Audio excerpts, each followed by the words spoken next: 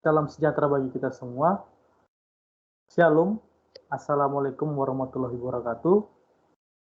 Om Swastiastu, Namo Buddhaya, salam kebajikan.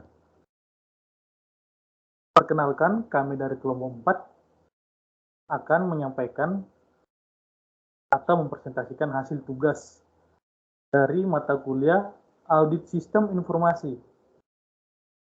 Adapun judul atau tema yang kami angkat itu tentang Audit Sistem Informasi menggunakan COVID 2019 pada PT Kardik Garuda Utama. Kenalkan, nama aku Christian Siliwang, NIM 24010316120038. Saya akan menyampaikan profil perusahaan. PT Kardik Garuda Utama merupakan perusahaan yang bergerak dalam bidang jasa pemeriksaan kargo dan pos yang akan dimuat ke pesawat udara.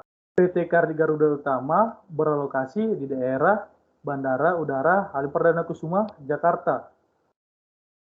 Adapun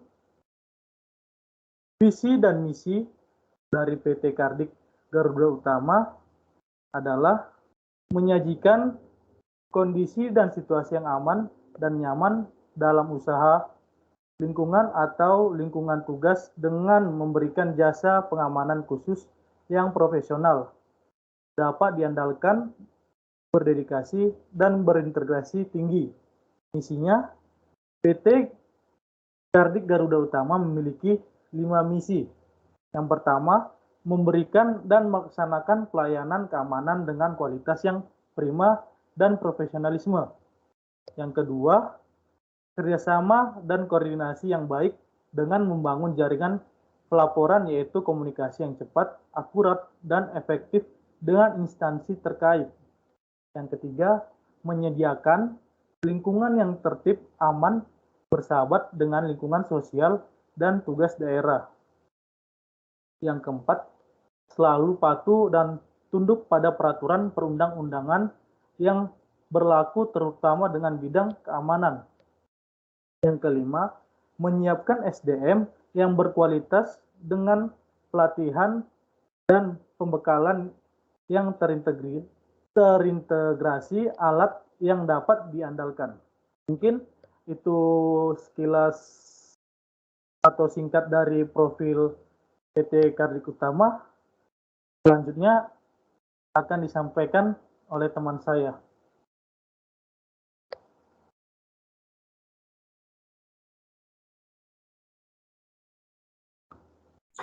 Baik, sebelumnya perkenalkan, saya Satria Bimayu dengan NIM 24060111120028. Di sini saya akan jelaskan bagaimana latar belakang kami melakukan audit atau penelitian audit pada PT Kardik Garuda Utama.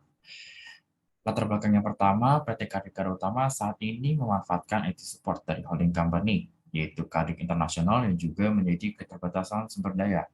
Lalu selanjutnya, informasi mengenai barang muatan masih belum terintegrasi dengan sistem tracking sesuai dengan invoice atau resi yang didapat oleh konsumen, sehingga akan menyulitkan konsumen untuk mengetahui status dari pos dan kargonya sendiri. Lebih lanjut, di sini kami telah membuat map dari sistem atau permasalahan tersebut. Di sini sistem pemeriksaan kargo pada PT Kardik Utama memiliki beberapa fungsi. Yang pertama, menginput informasi barang atau muatan. Yang kedua, membuat kwitansi, lalu membuat surat deklarasi, membuat delivery orders, hingga menyimpan rekaman transaksi. Adapun permasalahan sebagaimana yang telah kami jabarkan, yaitu belum ada fungsi pelacakan dari sistem, lalu juga sumber daya pengelola memanfaatkan IT dan support holding company. Di sini ada stakeholder, di mana user adalah petugas admin regulated agent, yang kedua ada supervisor, yaitu manajemen operasional, lalu ada maintenance dari divisi IT support. Lebih lanjut, kami telah membuat diagram raci atau raci model dari perusahaan atau organisasi ini. Di sini kami tentukan lagi menambah direktur operasional untuk memperjelas bagaimana gambaran dari perusahaan tersebut. Akan tapi kami akan berfokus pada dalam penelitian ini kami akan berfokus pada manajemen operasional, admin regulated agent serta IT support, karena IT operasional di perusahaan itu sendiri lebih banyak memberikan arahan atau diberikan informasi dari manajer operasional, sehingga di sini yang menjadi PIC kami adalah manajer operasional. Setelah dianalisis berdasarkan visi misi dari perusahaan dan disamakan dan disesuaikan dengan domain dan desain faktor, kami mendapatkan sebanyak 24 poin aktivitas yang dapat dimasukkan ke dalam matching model. Di sini ada ensure governance, framework setting dan maintenance, ensure risk optimization, ensure stakeholder engagement, manage INT management framework, manage strategy, manage enterprise architecture, manage budget and cost, manage human resource, manage relationship, manage quality, risk, security data, manage organizational change, knowledge, assets, configuration, continuity, security service, business process and controls, performance and conformance monitoring, system of internal control, compliance with external requirements, and manage insurance yang terakhir. Di sini dari Direktur Operasional sendiri sebagai stakeholder lebih banyak mendapatkan informasi dan manajer operasional lebih banyak untuk melakukan accountability atau menentukan sebuah arahan atau mengarahkan. Lalu di sini admin regulated agent itu banyak sebagai bertanggung jawab dalam tata kelola dan penggunaan sistem, dan dari IT support sendiri lebih banyak dikoordinasikan dengan manajer operasional. Mungkin itu saja yang dapat saya sampaikan. Selanjutnya akan dijelaskan oleh partner saya, Ervin. Terima kasih. Baik, terima kasih. Selanjutnya saya Ervin Sandaputra dengan NIM 240.103.161.40.100. Di sini saya akan menjelaskan tentang latar belakang dari review paper yang kelompok kami ambil. Judul dari paper yang kelompok kami ambil ini yaitu Audit Sistem Informasi menggunakan Framework COVID 4.1 dengan domain Monitor and Evaluate pada PT Samudra Indonesia Tbk. Penulis dari paper ini yaitu Gerard Fidisa Giordano, kemudian Alexander Setiawan, dan yang terakhir Agustinus Nurcahyana. Mengapa kelompok kami mengambil review paper ini? Karena PT Samudra Indonesia Tbk ini memiliki permasalahan yang sama dengan PT yang sedang kelompok kami audit, yaitu PT Kardi Garda Utama. Kami simpulkan menjadi 4 poin pada paper ini. Poin yang pertama yaitu perusahaan PT Samudra Indonesia Tbk ini telah mengimplementasikan sebuah sistem yang bernamakan Open Ticket Request System atau yang disingkat dengan OTRS. OTRS ini bekerja untuk mengetahui bagaimana permasalahan IT yang sering terjadi pada PT Samudra Indonesia Tbk. Kemudian poin kedua, sistem tersebut memiliki daftar kendala yang biasa dialami oleh para staf di PT Samudra Indonesia Tbk ini. Kemudian poin ketiga, yaitu permasalahan di sini sistem ini belum memiliki standar yang jelas mengenai pelaporan kinerja IT. Salah satunya kinerja staf IT terkait penggunaan IT dalam perusahaan ini. Dan di poin yang terakhir, PT Samudra Indonesia Tbk ini memerlukan adanya pengontrolan atau pengaudit untuk mengawasi dan mengevaluasi seluruh aset IT yang digunakan oleh para staf perusahaan. Maka dari itu, si penulis dari paper ini memilih menggunakan metode audit sistem informasi dengan framework COVID 4.1 karena berfokus pada domain monitor and evaluate, sehingga ada standar penilaian secara umum bagi perusahaan. Baik, selanjutnya akan diteruskan oleh teman saya yang bernama Doni. Terima kasih. Baik, sebelumnya perkenalkan nama saya Doni Gazi Malazi, NIM 240.101.171.115. Di sini saya akan menjelaskan cara bentuk evaluasi.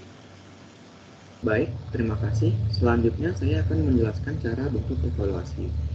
Proses audit awal dilakukan dengan pengisian kuesioner keseluruhan domain yang terdapat di COBIT 4.1 untuk mengetahui sejauh mana kondisi PI yang diketahui oleh staf.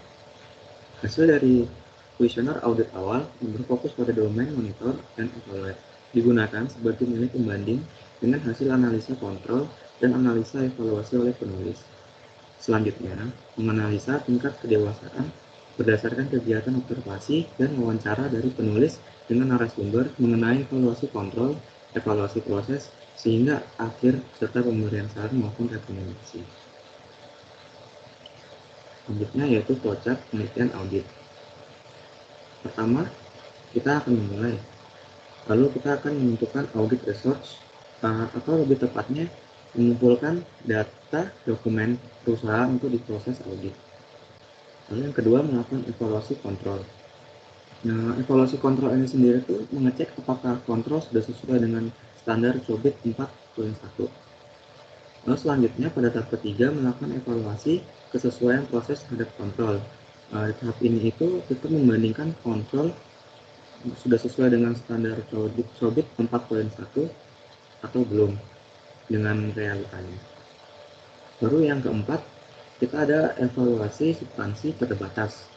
Di tahap ini itu buat yang sebelumnya apabila tidak absolut ya, maka akan dilakukan uji lebih lanjut. Contohnya seperti kuesioner atau wawancara terhadap pekerja atau sejenisnya. Lalu ada evaluasi substansi signifikan. Pada tahap ini dibuat untuk apabila tahap kedua kontrol tidak sesuai standar COBIT. Maka aspek yang diuji itu bisa berupa pengelolaan atau pemeliharaan fase di PI-nya tanpa melihat kontrolnya. Lalu ada pengukuran level kedewasaan. Di tahap ini memberikan informasi mengenai level pembandingan antara ideal dengan kondisi perusahaan. Lalu yang terakhir ada menentukan kesimpulan dan rekomendasi. Rekomendasi ini tuh membuat rekomendasi berdasarkan evaluasi sesuai sama kontrol objektif. Lalu habis itu kita juga ada flowchart mengenai wawancara. Pertama kita akan mulai ya. Lalu kita akan mendesain pertanyaan untuk wawancara. Lalu dari pertanyaan ini kita akan mengecek apakah sesuai atau belum. Jika semisal belum sesuai, maka kita akan melakukan perbaikan.